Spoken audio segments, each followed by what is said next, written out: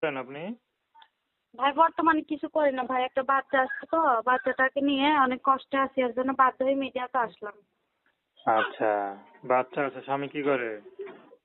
স্বামী নাই তো ভাই, স্বামী থাকলে কি আর মিডিয়াতে আসতাম? ডিভোর্স হয়ে গেছে।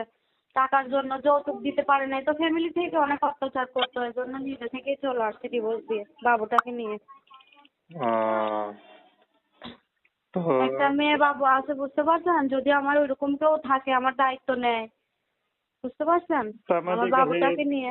ভালোই পদা টদা করে, নামাজ কালাম পড়েননি? হ্যাঁ হ্যাঁ, আল্লাহর রহমতে 5 ওয়াক্ত নামাজ পড়ি, বুঝতে পারছেন? মাঝে মাঝে দুই একটা বাদ যায়, কারণ বাবুটা ছোট তো, আর 2 বছর হয়নি এখনো।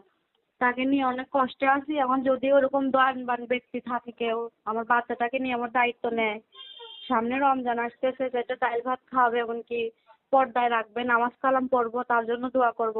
যদি প্রবাসী এরকম কোনো ভাই থাকে আমার দায়িত্ব নিতে পারে আমার বাচ্চাটা সহ, তো তাহলে ইনশাআল্লাহ সারা জীবন তার সাথেই থাকতে চাই। আপনার যদি কোনো বিবাহিত পুরুষ বিয়ে করে?